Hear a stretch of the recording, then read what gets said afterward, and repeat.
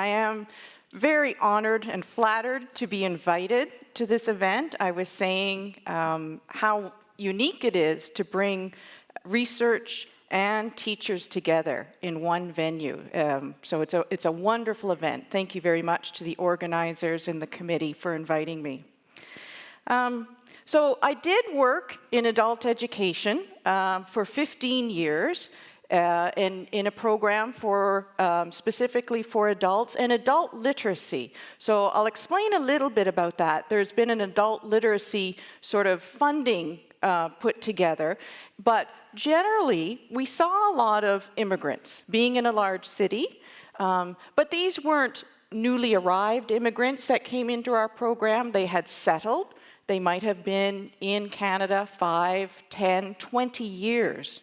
But the particular population we worked with, unlike sort of the larger group of immigrants that Canada sees, which is they come in on a point or a merit system, they're highly educated, they have credentials, they move into language and other programs in different ways, but we were working with a population with interrupted education, limited education, and at first, we also had Canadian-born students working together with the same kinds of challenges around education and also around poverty, because that plays into it too. And we have a bit of a different spotty social welfare system, so issues around poverty, accessing higher education were the things that brought these two groups together. Okay. So there we go. So when we had a very general model of the way the programs were delivered by students were assigned skill levels and delivered in classes. It emulated a lot of what you would see, say, in a school system. And I must say that there were many moments earlier in my career, and this would have been in the mid-90s or so, where I'd call them puzzling and frustrating moments. As I thought about the people in front of us compared to some of the required work we had to do, or the way we just simply did things. And this usually came up around the textual work, so the documentation work, the paperwork. And maybe you've asked some of these questions or similar ones.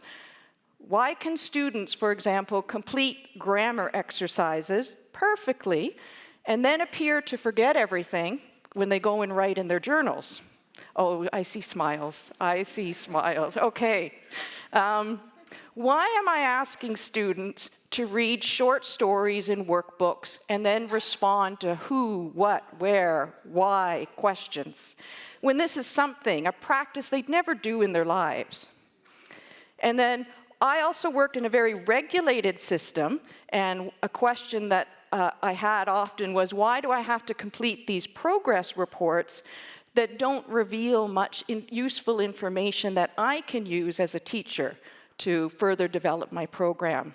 So perhaps you've asked some similar questions. I'll talk a little bit. I know the systems are quite different, so we'll have to look at this carefully.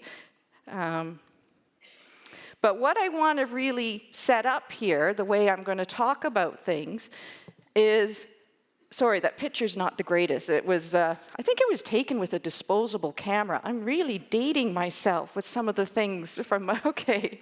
So it's not the greatest, but it kind of contrasts the tensions that I will be talking about quite a lot during the presentation.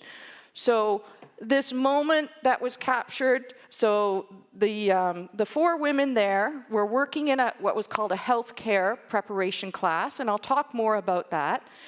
But what they're doing, we've got, they're looking at a first aid manual. They were taking a certification course. The Red Cross would run these courses, or St. John Ambulance, but they were all engaged in an actual activity around this certification manual, and they were going to gain a certificate just like anyone would do if they wanted first aid. So you can kind of see we have lots of different roles going on. We've got a person who's the reader. She was the lead reader, likely because she was the strongest reader of the group. We've got someone sort of peering over her shoulder, watching the text, following along. We've got another one listening.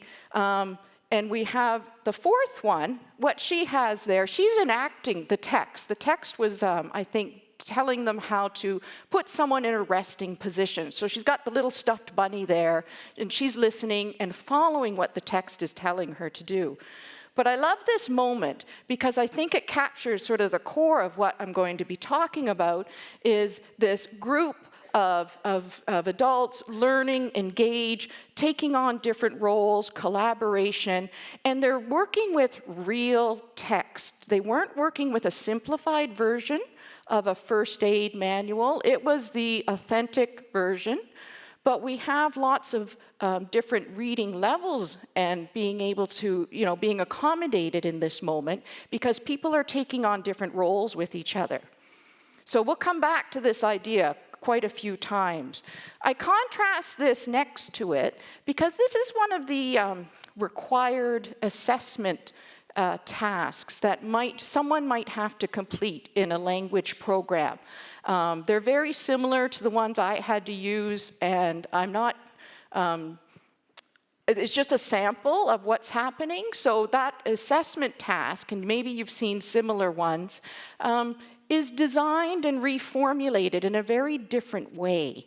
So it's not paying attention to the actuality of what might happen in a learning engagement, but it's adhering more to the skills behind it.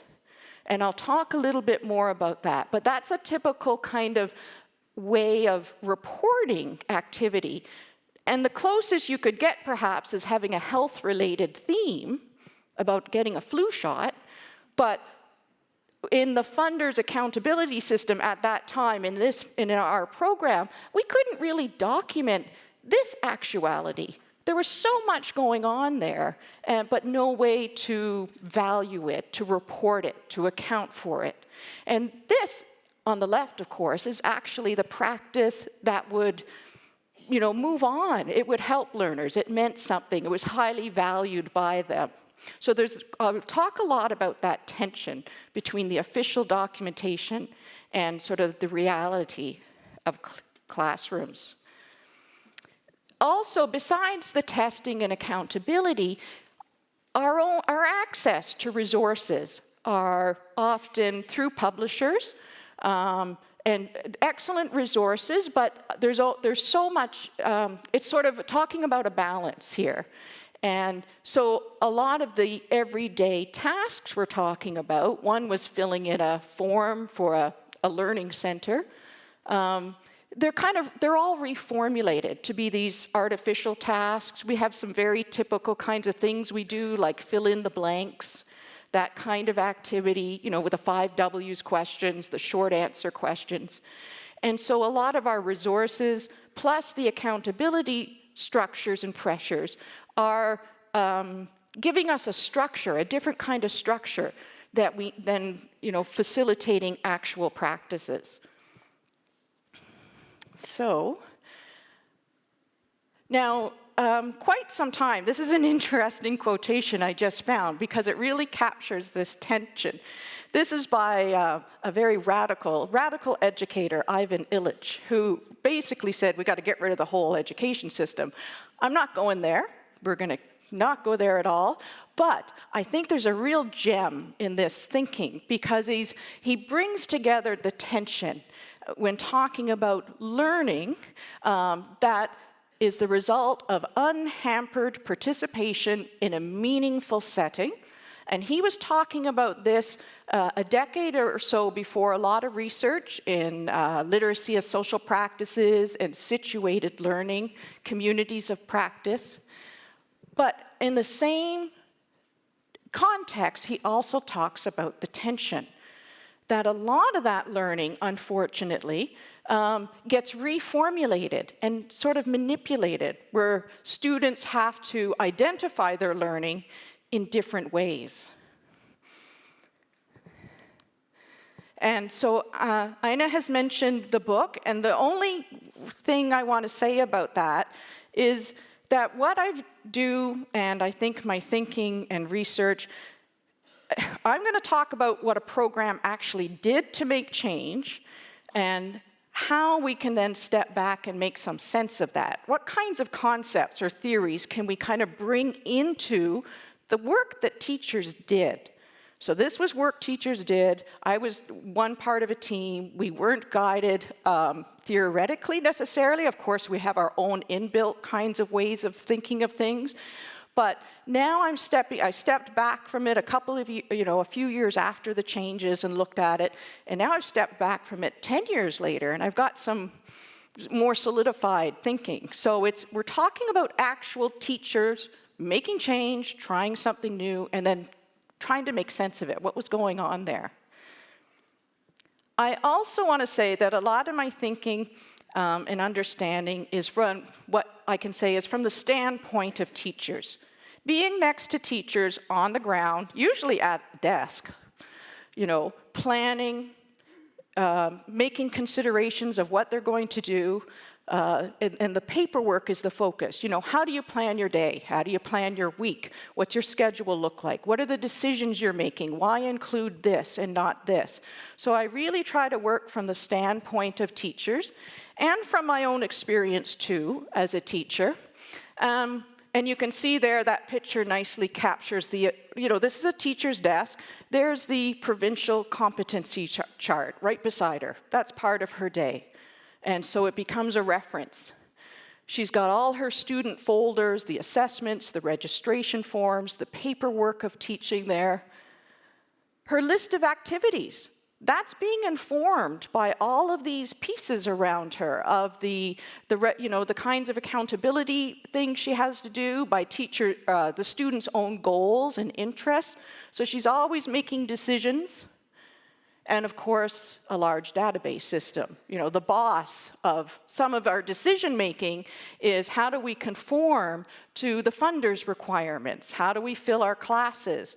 How do we design things the way the funder sort of is suggesting things should be designed to make things countable in their system?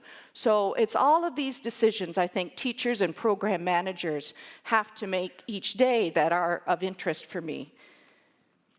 But there will be a couple of concepts too. So we will talk about this broad idea of literacy as social practice, sort of an aligned idea of situated literacy. And I will give you a couple of conceptual tools just for observation. We'll talk about how to see literacy as social practice, because that is the challenge, that these things become invisible. And I think Jennifer had just spoken about that, the invisibility of literacy as it happens in activity. So you need some directional sense of how to recognize it.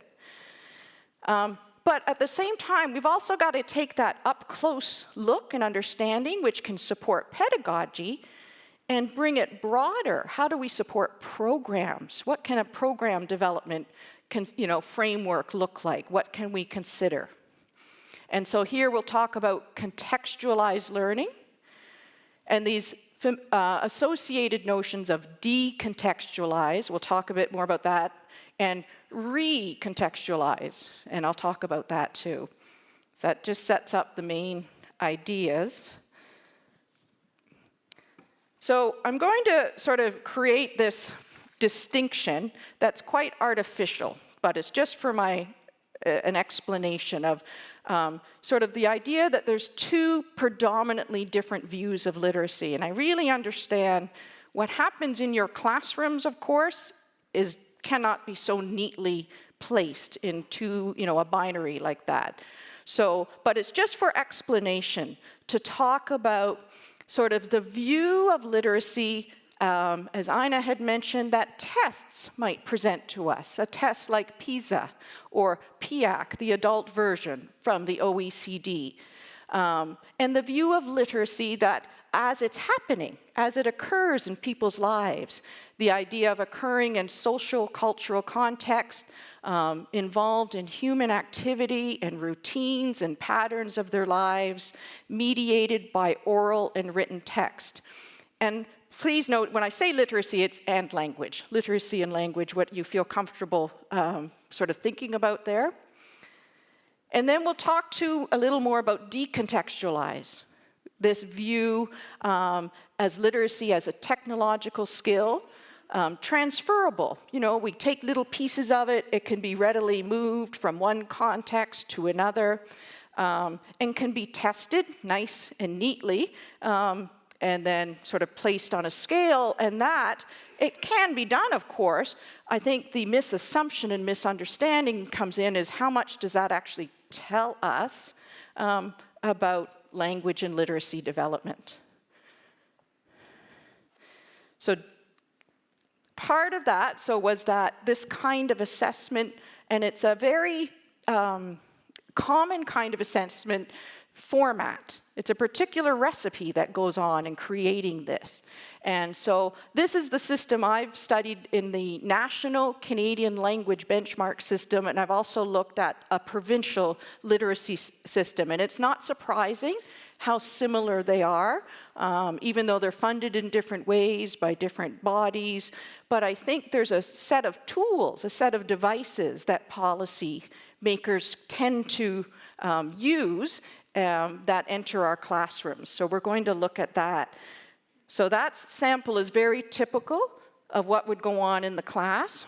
Behind that sample is a can-do checklist. I don't know if you're familiar with something like that. This came out of the a benchmarks framework, and what it is a listing of all the skills separated by domain: listening, speaking, reading, writing. And it's meant for the students to become familiar with, so they learn how to articulate their progress in these terms. So this would be terms, you know, I don't know, I can fill out a simple form.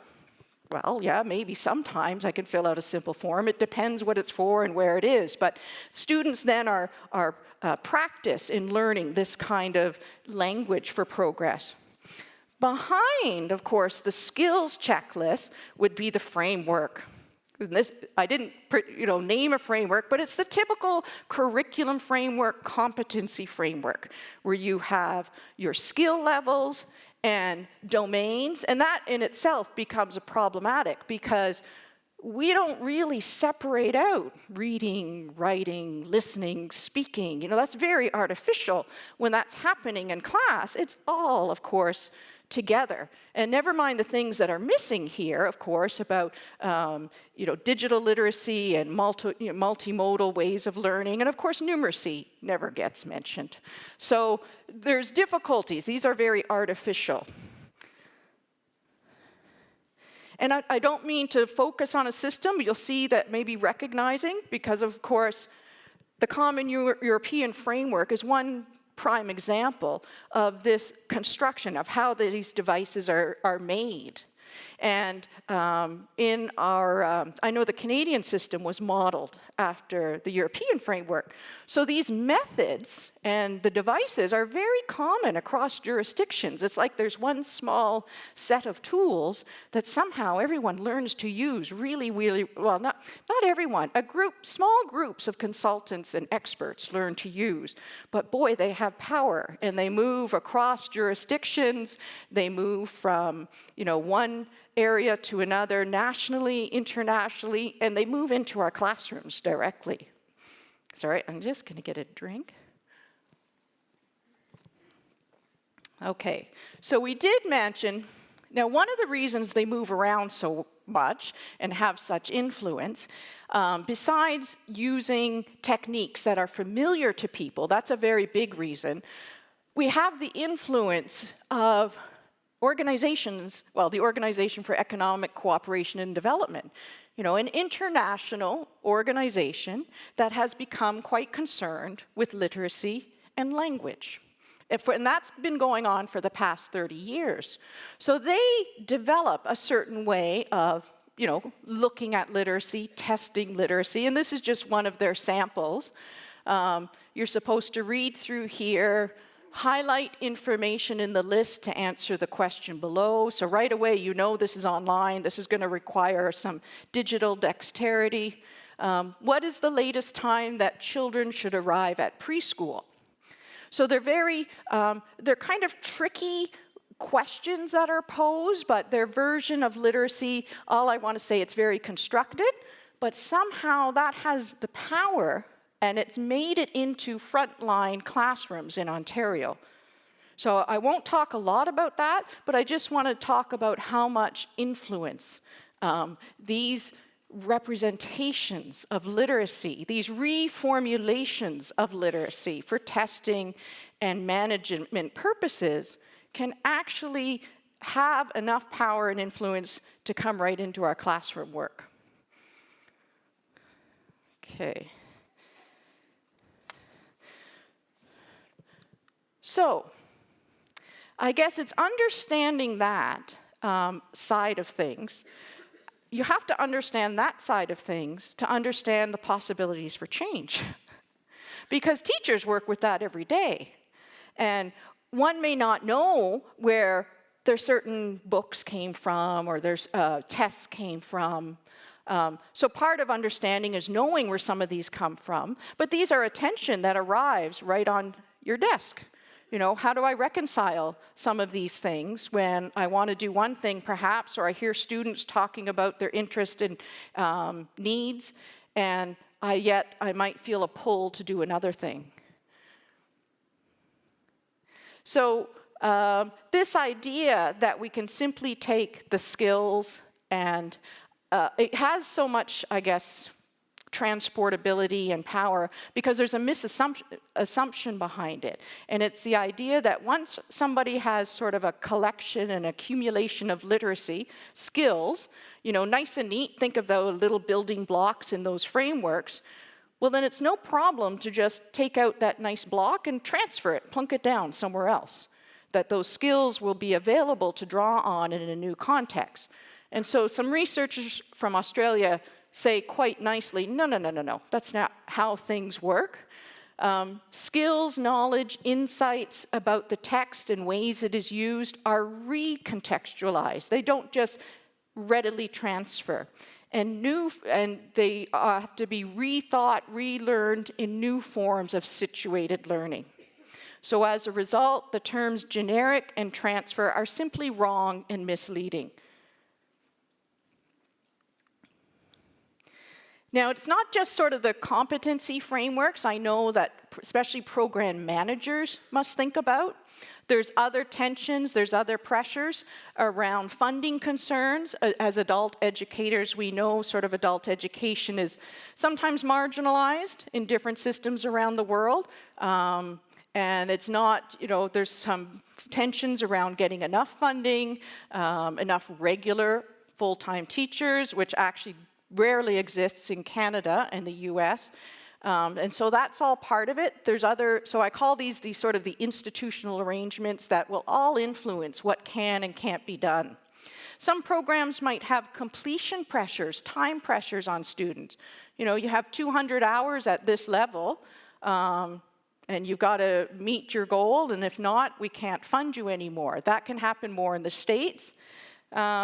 So all of these pressures will impact what the possibilities are in a program.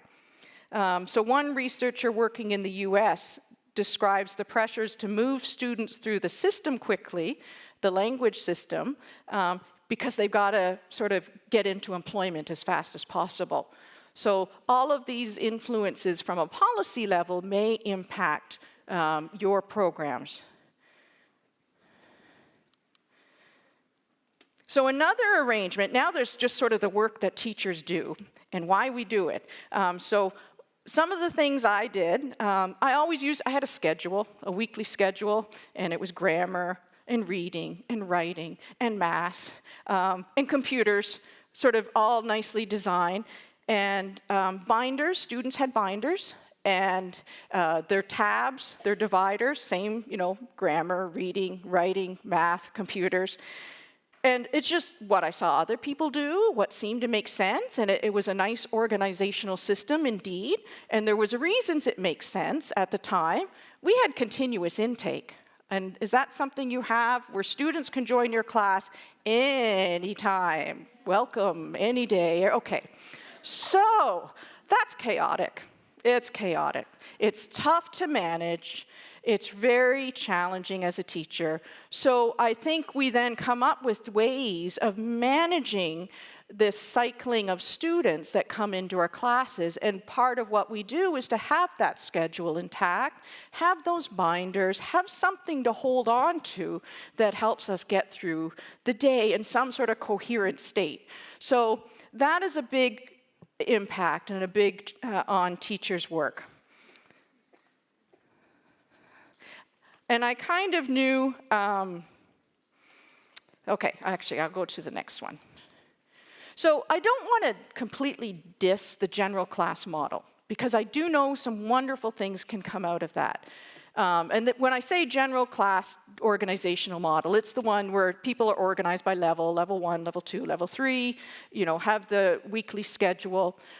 There's very good reasons that gets done, and I really think it's related to continuous intake. But there's wonderful things that happen in that general model. Students walk into extremely caring and supportive environments. They feel comfortable, they can take risks, they learn, they gain confidence. For some of them, it's life-changing. The women who would come into the program and say, it's my turn now, my children are in school, I've waited, and now I want to come to school because I never had the chance. So these programs are really life-changing in people's lives, and that's so important to hold on to.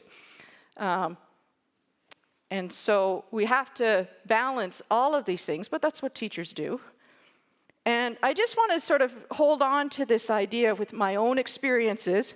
So I had tremendously fun moments. There absolutely. I mean, there would be great times of where I saw and where I knew things were working. You kind of feel it in your stomach, where the class is just humming along, and you're doing nothing. I'm just standing back, and there's this group working and that group working, and there's lots of talk and activity and engagement, and I've got it, this is going to work, But then, of course, half the class is gone the next day, and new people come in. So it's hard to sustain. It's hard to sustain the momentum. And then there's often that time where we are attached to the books and the binders, and it's quiet, and it's individual work, and I'm wondering, this isn't working, they're bored, people aren't necessarily engaged. So it's the idea here to talk about is how do we sustain those wonderful, engaging, collaborative moments? What are the possibilities? So we went through program change. So as a staff, I was just part of a staff. I wasn't one of the teachers. I was one of the coordinators, sort of more of a support role at the time. Teachers talked. They were seeing the same students, high rates of absenteeism, lots of stop-outs, people coming and going. And of course, learners have very busy lives and things happening in their lives, but we couldn't help but wonder what more could we do to keep people engaged. So we talked about some program change, trying to make the literacy learning more contextualized to student interests. How can we bring groups of students together who share common interests? And a lot of the interest was around work, but it was also around family and engaging with the public school system or the healthcare system. So, and we saw predominantly women at this point, and there's other social reasons for that too, in systems where the men were getting work faster, but we saw a lot of the women with lower education levels. So we asked some questions. Who could we learn from? We looked at other programs, other ideas. What can we do? We looked at this idea of, now it's Thomas Stick, contextualized education, which had some helpful things to think about, but it didn't help us completely. But importantly, we looked at our own program. What do we have in our program? What resources do we have? What knowledge do we have? What expertise do we have? What access to physical learning resources do we have? What partnerships can we build in our community? With employment agencies or other social service agencies. And the big one for policy is, can we access some additional funding? Change needs some money. So it needs teacher release time. At the time, our funding required, you can only get funded for the time you're in front of a class, and you can only get funded, as we call it, bums in seats, when students are attending regularly. So in order to try something new and be a little innovative, you needed extra funding for curriculum, for teachers to get together, maybe to try out a small class that wouldn't normally generate the funding you might need, but to have some leeway built in there. So that became important. So our first phase of change, part of the thing we had going for us, this way, is we were in an old vocational high school in a central location. And that old vocational high school had been abandoned, but it had an old cafeteria, it had a greenhouse, and it had a childcare. And the childcare was there for the other adult programs. We were the literacy program, but there were some other kinds of language programs and activities going on. So there was a nice, vibrant childcare in that school. So these became what we called on-site work placements, work experience opportunities, using these settings. Oh, I went a little fast there. So we had student interests then. We had students interested in general health care, caring for people in their families, caring for them, their own chronic, maybe health challenges. We had a lot of students interested in caring for children in the way that they really wanted to understand how to support children in the school system. They had children at home. And we had this thing called general employment. This wasn't the model we ended up with, so I'll tell you why. But we had sort of a general employment class. We then added placements, work placements off-site. One was in a retail setting and one was in a grocery setting. So here was our thinking at the time. What we thought we were doing was providing with the on-site settings just a new setting to practice work-related kinds of conversations, interactions, the practices, the communicative practices of being in a work setting with colleagues, with supervisors, with tasks that had to be done. So we thought this would be a way, change the setting, create a work setting, and we could develop that kind of literacy and language.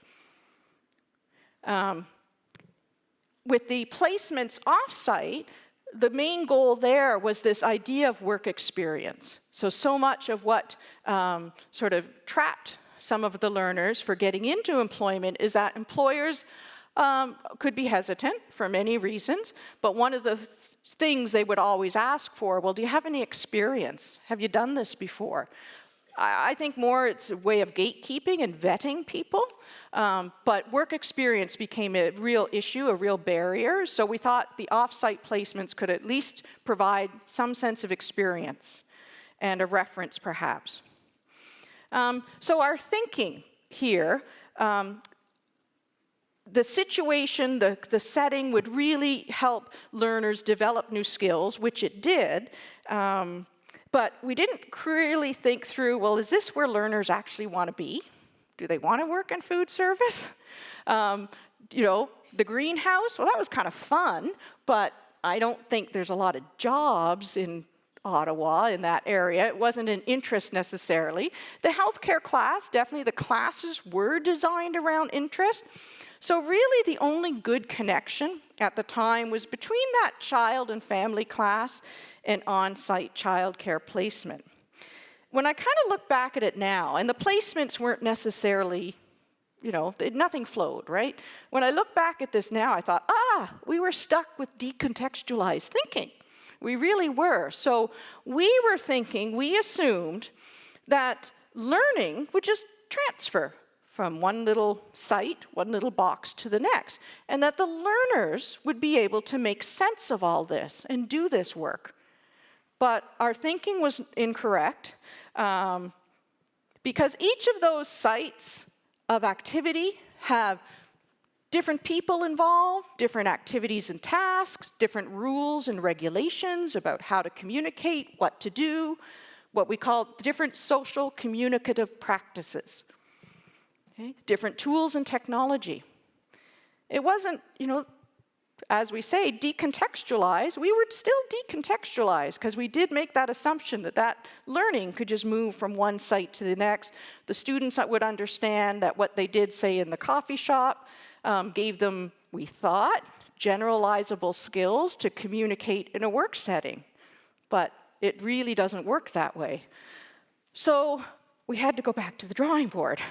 But what did people think? So for the most part, students are trusting. They form relationships with teachers. They trust us. And that it's wonderful, but it's also a responsibility. But they were trusting for the most part and gave things a try. But some, it worked really well. Some were quite excited. A few disappeared. That could be a signal. A few people definitely disappeared from the program. And interestingly, a couple spoke up, and that was wonderful. They were angry. They were frustrated. What they were missing, and what we made a mistake on, is we got rid of that general literacy class too quickly, or didn't make it into something else. That general literacy class represented potential to get into higher study, get on an academic pathway, maybe access secondary, or I think the equivalent here, upper secondary studies and complete high school. So that became a real moment of frustration. And of course, they weren't really always making sense of the different activities they were involved with. So I tell you this now because we did learn so much from our assumptions and from our sort of thinking that we carried over to have these disparate parts and to expect the students to make sense of all this and to expect teachers. Teachers weren't, some of them loved it, same kinds of reactions, a range of reactions. Some were really questioning, I don't think so, and some recognized right away, this is, I didn't sign up to support communication in a coffee shop here. I'm a language teacher, I'm a literacy teacher. So there were a lot of tensions. So here's how one of the instructors described it. We actually built the program and had the students fit into it, which is not the best way to go about it. And I think we could say this so often about so many things that are done. We make the students fit into the curriculum framework, the can-do checklists, those sort of general learning tasks and assessments. And we did the same thing there, I think, when we made them fit into this model that we didn't quite think through. And so what about the students? So now I'm going to go into something that one of the students said that I've really thought about more too, preparing for this. So this is just a little gem of something that was said. She's describing a disconnect for sure, and that's what all I thought there was. But now I realize she's saying a lot more. So here's what she said. When we are in the kitchen, we're doing different things, like baking, cleaning, cash. In school, we learn the reading, the writing, and grammar. The kitchen work together like a group, like real work. In the class, we learn the reading and writing.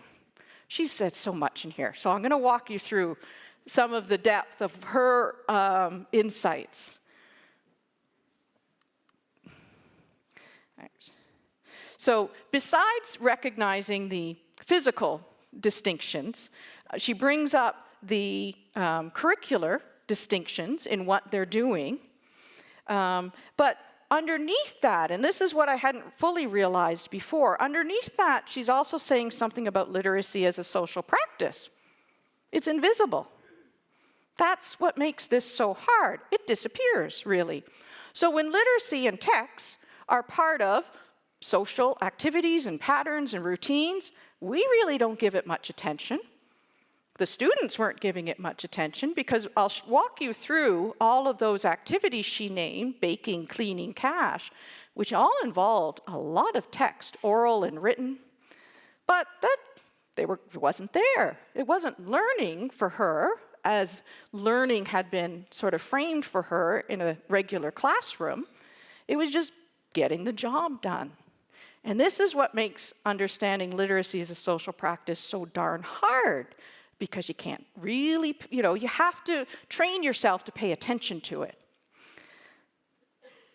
So we'll walk through what she said with a couple of concepts from ethnographic studies of literacy. And the two main concepts, ideas, to really try and see, to attune your observation and understanding, is to look at what's called an event, which is really just an activity around some text, to help you focus your attention. Look at a literacy event.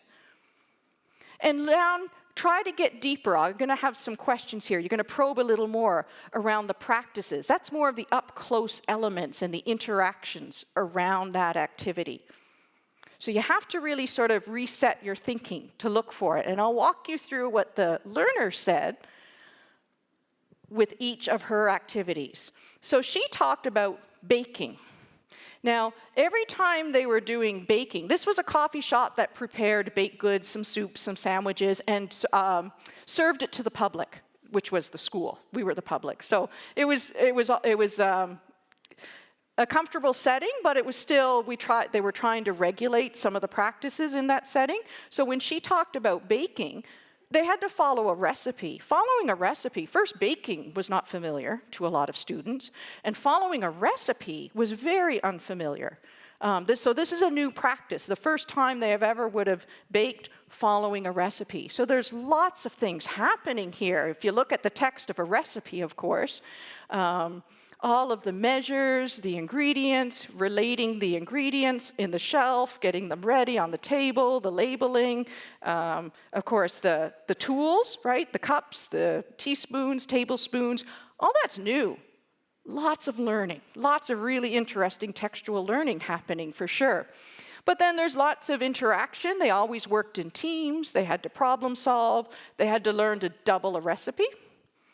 And so a lot of learning opportunity, a lot of potential to pull things out of that, to enhance, to extend, to go in different directions. And of course, how does she feel about this, or how did that learner feel? And the issues around identity, well, that did become a valued practice because I think a lot of the participants immediately saw how it would be appreciated at home.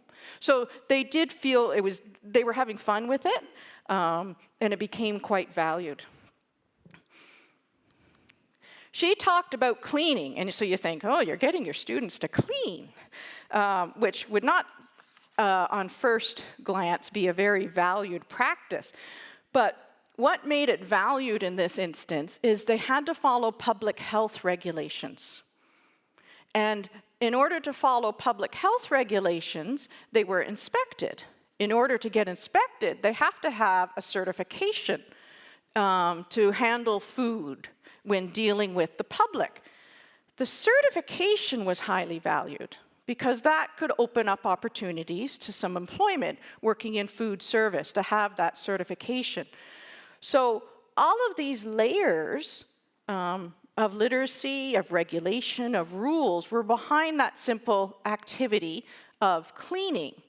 And so all of that would be considered part of the social practice.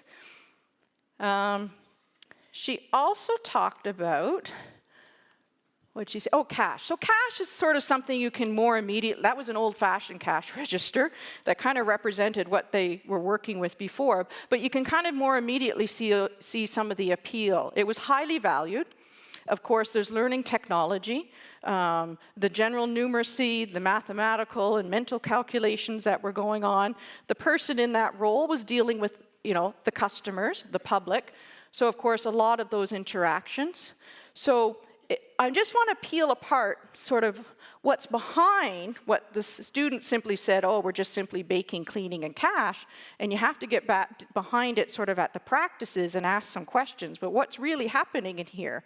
And, how is it valued? How is it working in this person's life? What are they doing? So the question becomes then, so we got this idea of events and practices. Oh, and I have a handout that I will have attached with the slides when they get posted. So these have more specific questions on them to help you explore events and practices.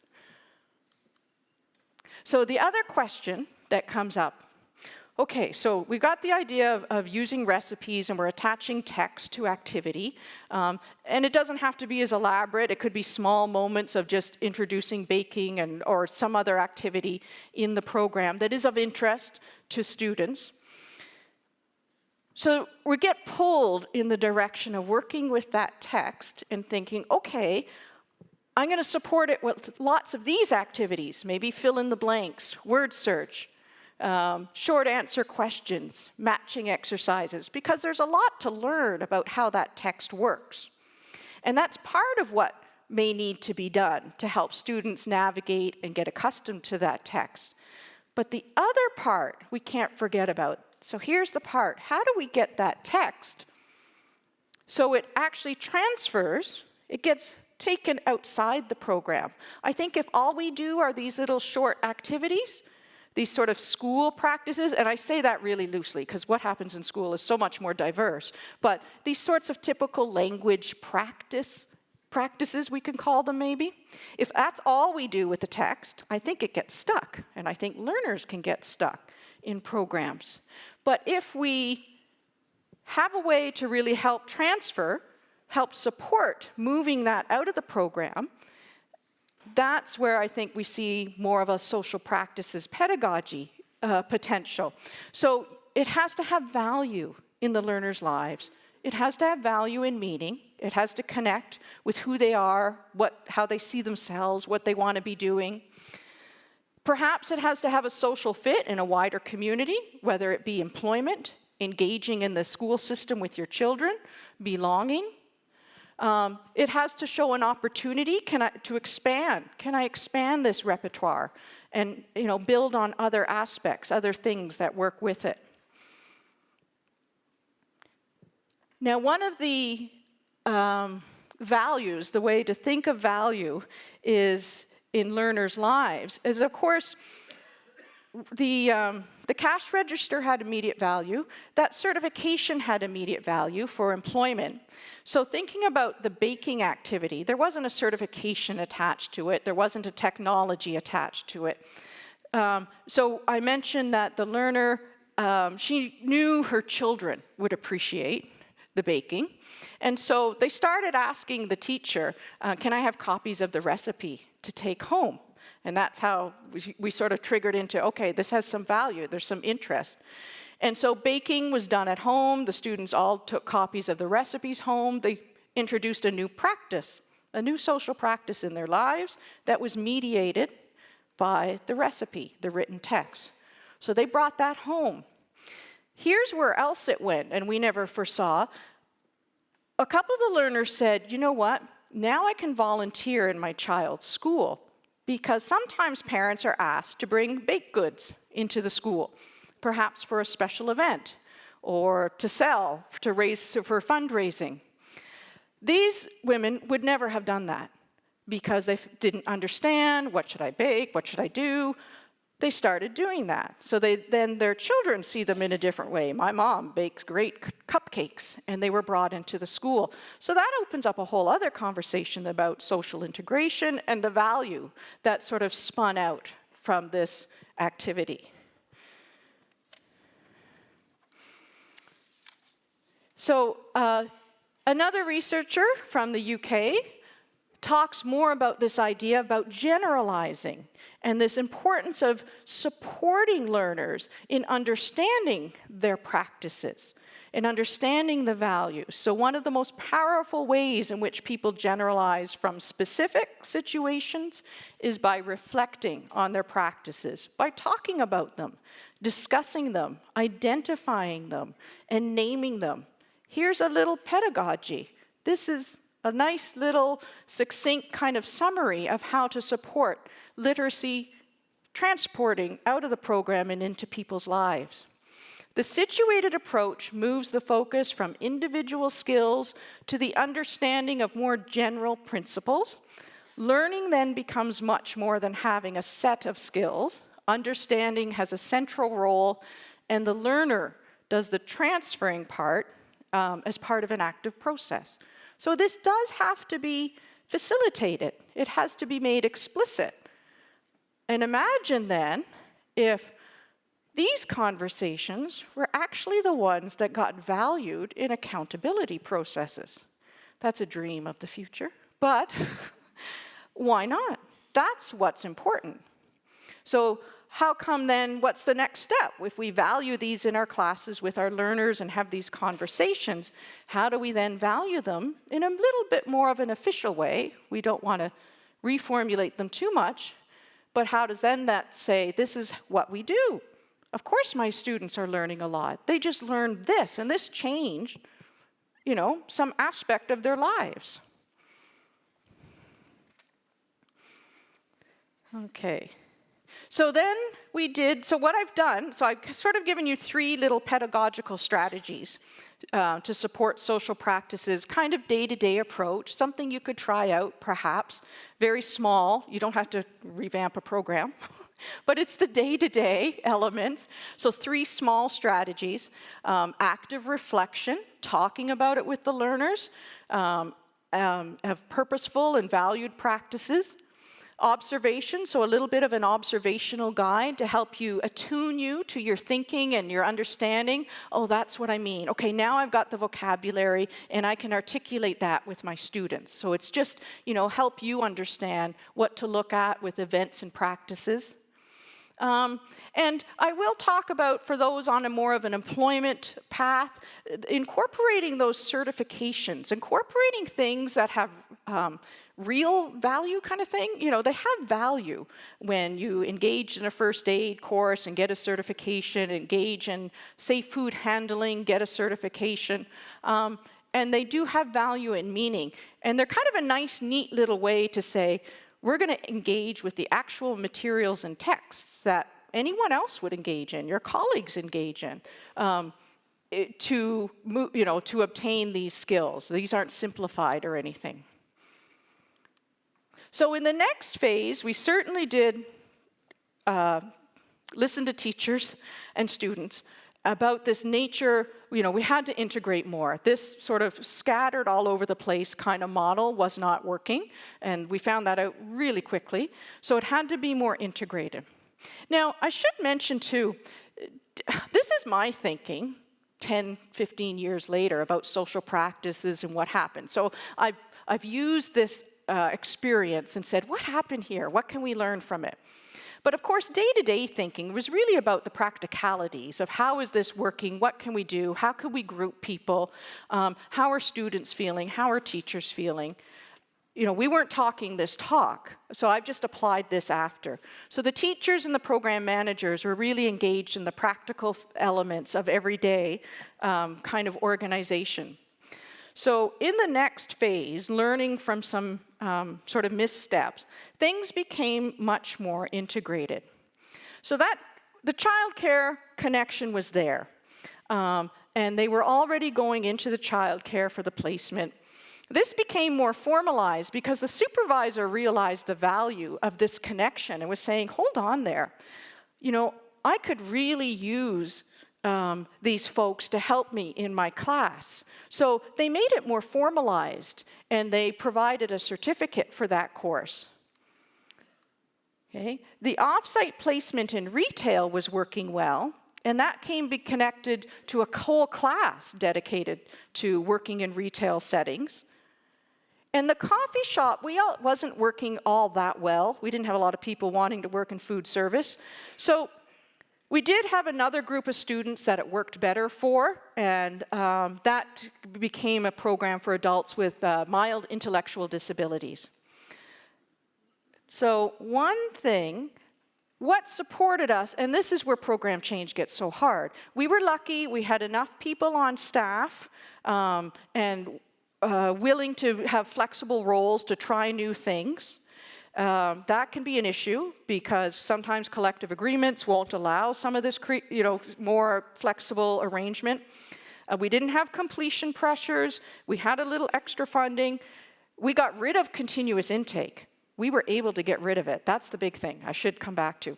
Because now the classes had to be run on a semester. But at the time we were funded with bums and seats, we had better attendance, no one dropped out, people rarely missed. So 8 or 12 people in a class provided as much funding as 20 people or 25 people in a class not coming regularly. So the funding balanced out. The other thing we were able to do, we were able to modify a teacher's role, which can be tricky in any situation. We didn't have a collective agreement at the time, because the teachers oversaw the placements. By the teachers overseeing the placements, they became extremely knowledgeable about that workplace setting in the childcare, and I'm going to skip through.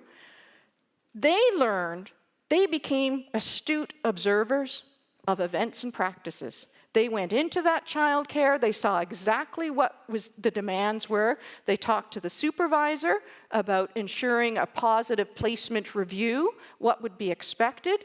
They created a whole list of expectations that then got supported in the classroom together. So all the learners went out on placement at the same time. They all came back together from the same placement and they talked. There's that opportunity for supporting practices to move outside of the classroom. They talked, they asked questions, and they developed activities around, these topics. These were all the different topics. And that became their content in the class, using the authentic and real materials of the childcare, anything from reading a reading a picture book, learning how to read a picture book to engage children, right up to more strict kinds of rules and regulations. And those became the materials. So I'm running out of time. Healthcare, we didn't just connect to employment. This is important for folks because we also connected to a vocational program. So this thinking was similar. What do students need to enter this next step in an academic training program? So the teacher, and this was healthcare training, the teacher went to the program. What are the expectations? How do they enter? What are the demands? What are the practices in the program? The big thinking there is she did one small thing that changed her whole way of looking at the class. They started using the very textbook they would use in the vocational training program. Again, getting rid of the simplified version of, developing literacy, they used the actual textbook. Students had never used a textbook. Most of them hadn't been to high school. They didn't know how to navigate a textbook, how to read all that dense information, how to summarize. So I'm not just talking about employment here, but that one move completely changed academic readiness. Use the actual materials that they will encounter and learn to use those as they move into their next step. And that became the same kind of thinking, transitioning to high school. They had to go online, so what does it look like? Use the learning management system that they would encounter. And I will wrap up. There's a handout talking about these sort of recontextualization of program development supports that will also be available. And these are some common things around building partnerships, having engagement, multi-level kinds of relationships. So I'll have that available too. And conclude by hoping that maybe this will lead to many more of those engaging, collaborative moments in your classes. Thank you very much.